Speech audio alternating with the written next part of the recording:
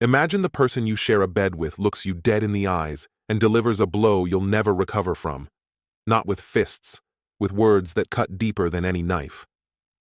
She stared at me and said, "My ex knew how to satisfy me."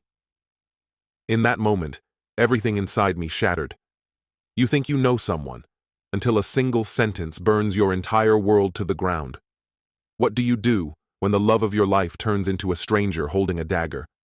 How do you survive betrayal from the one you trusted most? Hello, my friend. I'm so glad you stopped by my channel. If it's your first time here, don't forget to subscribe and like this video, as every like truly inspires me. Please tell me which city and country you watched this video from. Now, let's get started. I never would have guessed that a seemingly insignificant disagreement would serve as the catalyst for the collapse of my marriage. We were in the living room, exchanging words over something trivial, but as had become our pattern, the argument rapidly spiraled into something far more significant. Lately, every conversation seemed to morph into a battleground, and that night followed the same worn-out script. I could see the irritation in her eyes, the tension in the way she held herself. Rather than addressing what was truly bothering her, she blindsided me with a remark that sliced through the moment like a knife. Her gaze was unwavering as she delivered the words that would etch themselves into my memory forever. My ex always knew how to satisfy me. For a second, I didn't react. My mind needed time to process the weight of what she had just said. She didn't falter. There was no hesitation, no attempt to retract her words. She simply met my stare, as if daring me to respond. It had come out of nowhere. We weren't even remotely discussing anything related to intimacy. And yet, she had chosen to say it, fully aware of the wound it would leave behind. A thick silence settled between us. I waited, hoping for some kind of retraction, an apology, anything to suggest she regretted what she had just unleashed. But there was nothing. She stood there, arms crossed, an air of smug satisfaction about her, as if she had just secured some kind of cruel victory. And in that instant, understanding hit me like a freight train. This was no accident. It wasn't a slip of the tongue. It was intentional. She wanted me to hear it, to feel the sting of it. She wanted to diminish me, to make me doubt myself. I could have shouted. I could have demanded an explanation.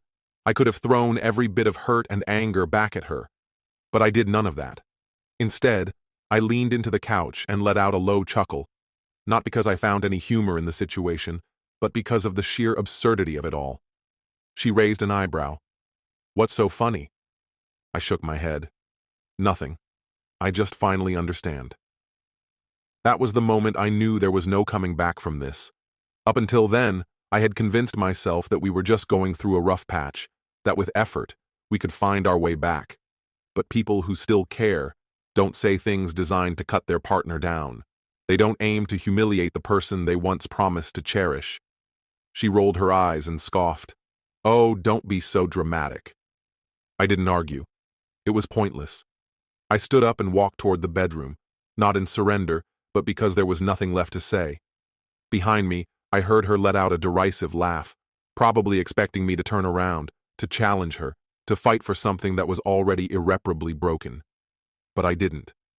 Instead, I sat at the edge of the bed, staring at the floor, playing back the last few months in my mind.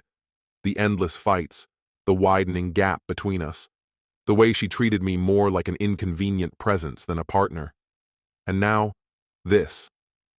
Her words weren't just an insult. They were a statement, a declaration that whatever respect she once had for me had eroded completely. And without respect, what remained? We didn't speak for the rest of the night. She stayed in the living room, likely scrolling through her phone, acting as if nothing had happened. I lay in bed, coming to terms with the fact that whatever love I had left for her had just been dealt a fatal blow, one I wasn't sure it could recover from.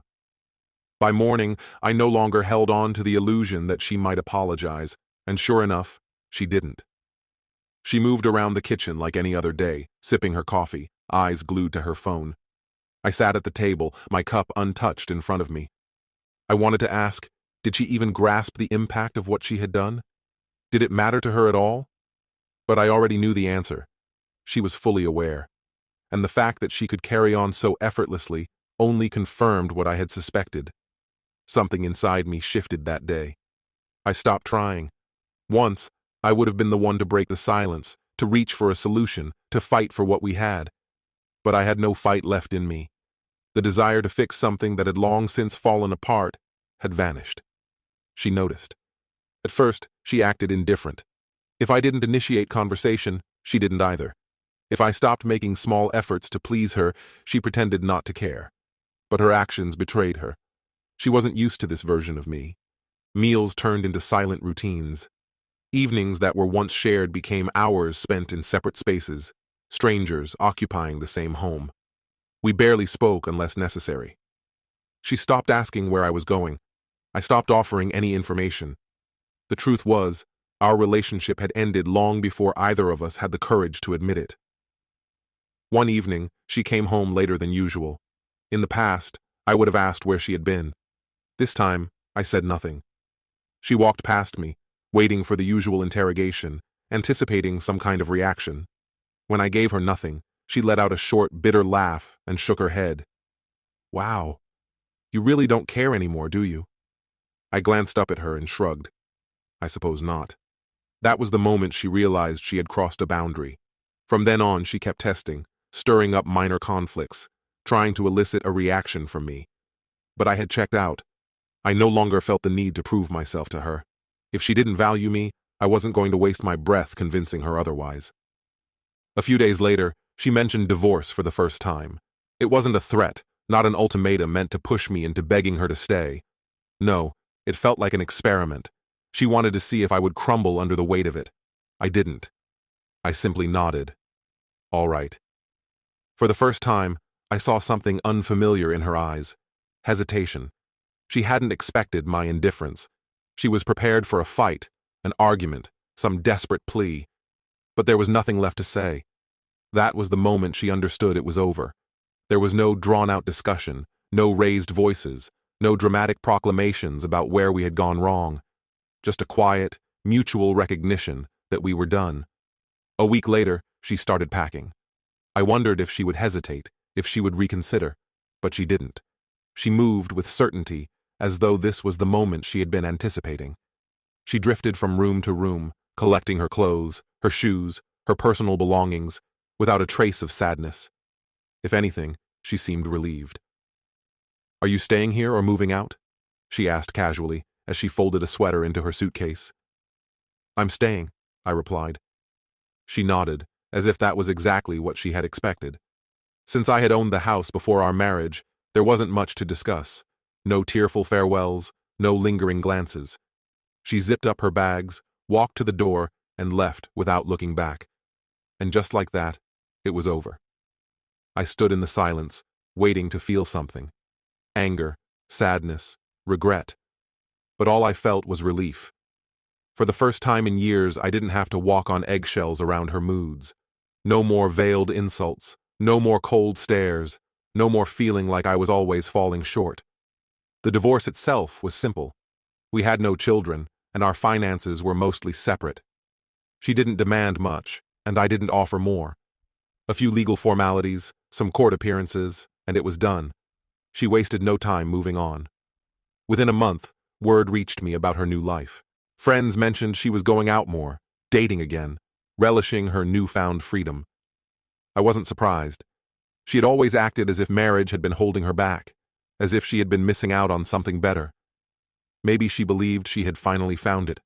Her social media was filled with smiling photos, bars, parties, new faces, always appearing to be having the time of her life. I didn't care. I wasn't asking around, wasn't keeping track. But gossip has a way of finding you. People love to stir the pot, hoping for some kind of reaction. "She looks happy," someone commented. I just shrugged. Good for her. And I meant it. This was what she wanted. She got exactly what she asked for. I wasn't going to waste my time dwelling on someone who had walked away so easily. Instead, I focused on myself, my work, my hobbies, my peace. At first, the emptiness of the house felt unfamiliar, but soon it became something else. Freedom.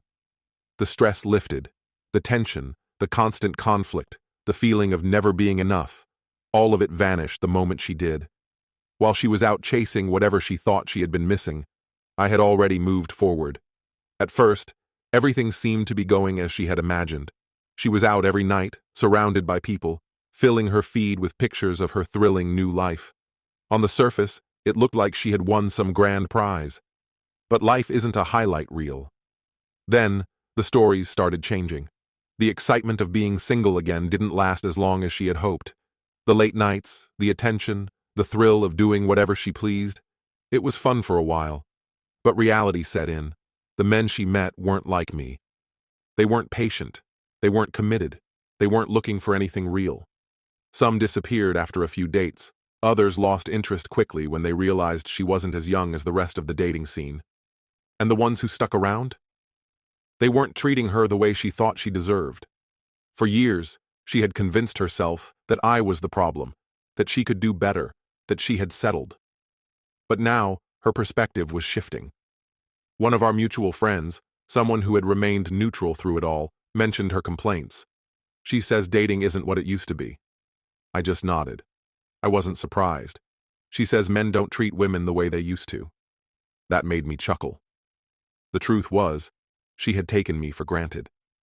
She assumed the effort I had put into our relationship was the bare minimum, that she could easily find someone else who would do the same. But now, she was learning the hard way that most men wouldn't tolerate her entitlement, her attitude, or her lack of respect. And gradually, the updates stopped. The endless party photos, the late nights, the boastful posts, they all started disappearing. She wasn't sharing as much anymore. She had stopped talking about how exhilarating it was to be free, because it no longer felt that way. The initial thrill had worn off, leaving behind a hollowness she never expected. Now, she was alone. And the worst part? No one seemed to notice. The friends who once cheered her on had drifted away. The men who used to shower her with attention had already moved on, their focus now on younger, more carefree women. She had assumed the world would embrace her return, arms wide open. Instead, she was met with indifference. The realization crept in slowly, an unexpected message popping up, a casual, "Hey, how have you been?" out of nowhere. I saw it. I ignored it. There was nothing left to say. A few days later, another message followed, even more offhand than before. "Just thought about you today. Hope you're doing well." I wasn't clueless. I knew exactly what this was. She had spent months chasing an illusion, convinced she was stepping into something better. Now, faced with the truth, she was looking for something stable, something familiar. She was looking for me. But I didn't respond. Then came the small hints. Comments on my posts, a casual, looking good under a picture from my travels, a fire emoji on a gym selfie. Subtle, but the intent was clear. She wanted me to notice her. I didn't. So she pushed further. "Do you ever think about us?" That one actually made me chuckle. Not because it was funny, but because it was so predictable. She had spent so much time treating me like I was holding her back, like I was nothing more than an obstacle. And now? Now she wanted to see if the door was still open. I left her on red. Then came the real attempt. One night, as I sat at home, my phone rang. Her name lit up the screen. I nearly let it go to voicemail, but curiosity got the better of me. "Hello?" Silence. Like she hadn't expected me to answer. Then, in a voice softer than I remembered, she whispered, "I miss you." I leaned back, my eyes fixed on the ceiling. "No, you don't," I said. She let out a nervous laugh. "I do. I've been thinking about everything we went through. I know we had our issues, but—" I cut her off. "But you thought you could do better." Silence. Then a sigh. "I don't know. I just feel like we gave up too fast." I nearly laughed again. Too fast? She had been the one who threw the first punch, the one who decided I wasn't enough, the one who walked away without hesitation. And now she wanted to rewrite history, pretend it had been some mutual misstep. "You didn't give up," I said. "You left." More silence. Then finally she spoke. "I don't want to fight. I just wanted to talk." I nodded, though she couldn't see it. Well, we talked. And with that, I ended the call. That was the last time I answered. But she didn't stop immediately. A week later, another message appeared. This one wasn't casual. It was long. She poured out how much she missed our conversations, how she regretted the way things ended. She admitted she had spent a lot of time reflecting, realizing she had let go too soon. She never directly asked for another chance, but the meaning was clear. She was waiting for me to say something, to give her even a sliver of hope. I didn't. I ignored it just like I had before. Days passed, turning into weeks, and the messages slowed. The last one I ever received was simple. I just wish things were different. But they weren't. She had made her choices. She convinced herself that leaving was the right decision, that she was stepping into something better. Instead, she walked straight into reality. The endless attention vanished. The men who once chased after her had moved on to someone else. No one was willing to put up with her attitude, her entitlement, her expectations. The dating scene she thought would be an endless playground turned out to be nothing like she imagined. And now? Now she was alone. Once, she held all the power, made all the decisions, controlled the endings. But now, she had nothing. Meanwhile, I moved on. I didn't waste time looking back, waiting for her to return, hoping she'd realize what she had lost. I wasn't interested in second chances because I was no longer the person she had walked away from. I had changed. I built a life where I didn't need validation from someone who never saw my worth in the first place.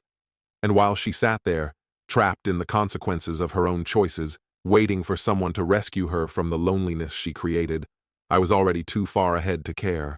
This story has come to an end. You know, the real lesson in this story isn't about betrayal. It's about knowing your worth. Never hold on to someone who doesn't value you. Love is about respect, support, and kindness.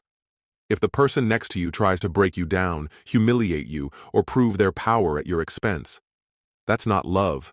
That's destruction. Sometimes, the strongest thing you can do is walk away, protect your dignity, and start over. Don't be afraid to let go of someone who already let go of you. Because beyond that closed door is your true freedom and a real chance at happiness. What's your opinion? Share it in the comments, my friend. And if you like this story, check out other exciting videos on my channel. I'll say goodbye until the next video. See you